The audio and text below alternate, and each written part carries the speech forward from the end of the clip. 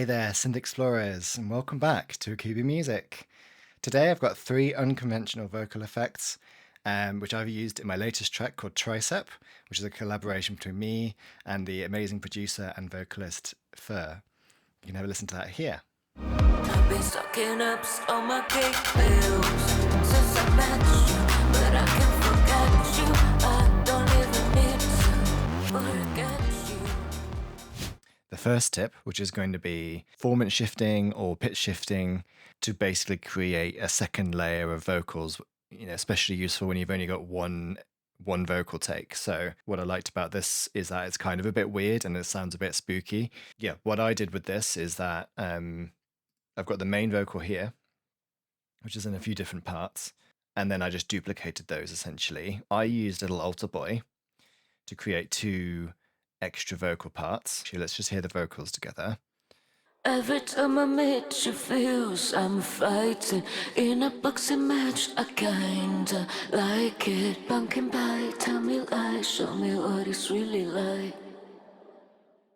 So we can hear that it sounds quite spooky there, especially the little pumpkin pie bit, which I always think, has a sort of devious sound to it. So, so what I use is the original vocal, made two duplicates of it, and then ran it through Altar Boy. One of them's an octave, and one of them's a fifth above, and then this one I think, well, it's obviously an octave above. With a bit of formant shifting on both of these. So let's hear those together. Every time I meet you, feels I'm fighting in a boxing match. I kinda like it. Pumpkin pie, tell me lie, show me what it's really like.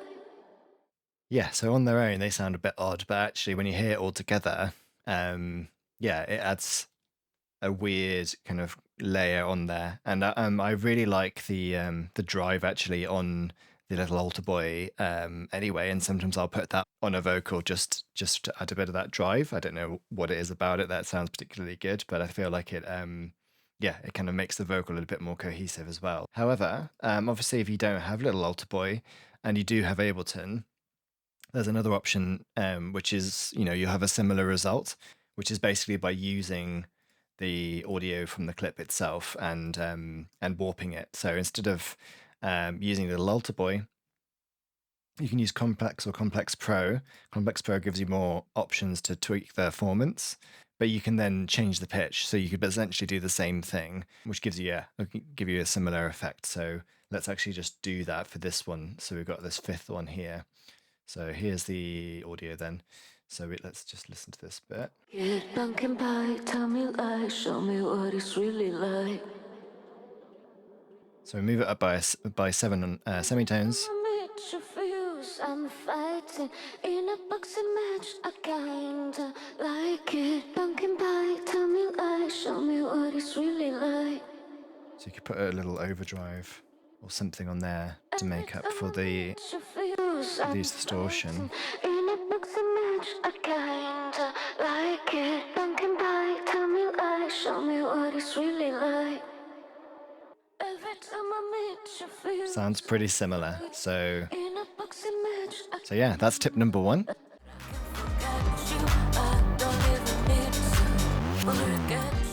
Tip number two is using the Spectral Resonator basically like a vocoder, and that works really well, better than I was expecting. So let's hear that. Show me what it's really like.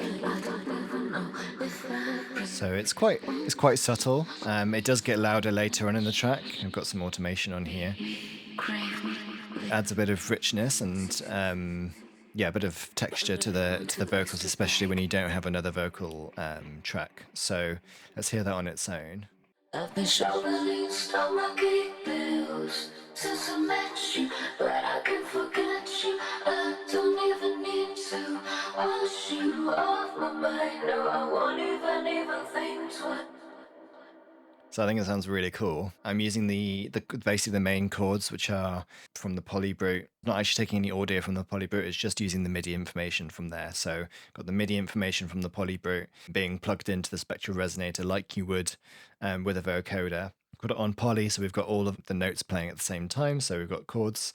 And yeah, using the chorus mode just sounded good at the time, I think. Bit of unison as well. That adds a lot of character and a lot of depth to the track and ties in with the kind of dark, grimy, gritty sound that we have. Definitely recommend using that as a creative way to add extra stuff to your vocals.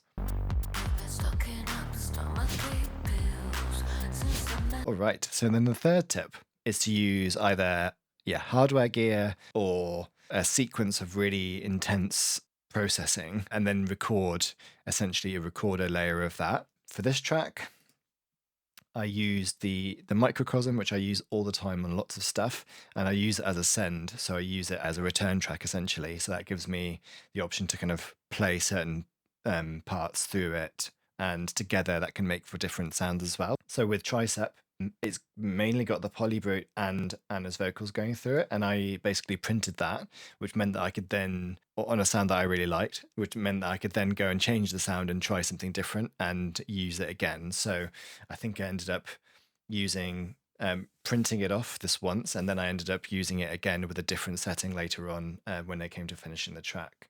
So that sounds like this.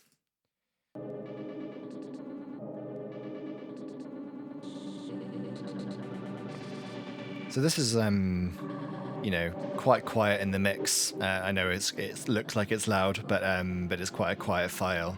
And I've also got some mid-side EQ on it so that it's really pushing things wide there. And that's just adding a sort of a percussive reflection of what's going on in the vocals and with the synths, and also helping to tie them both together. I know obviously everybody doesn't have a microcosm, so a free or included in live variation that I've come up with is basically using, I've got this beat repeat set up, and there's a preset in Ableton called Vocal Fun, which I just tweaked a little bit here. And then I've also got a free delay plugin that I saw on Venus Theory's channel, which can do sort of reverse reverb delay. So between these two, I was also playing about with another grain delay thing here. But yeah, I think this one ended up sounding the best. So you can have a little listen to this as well and see how that sounds. So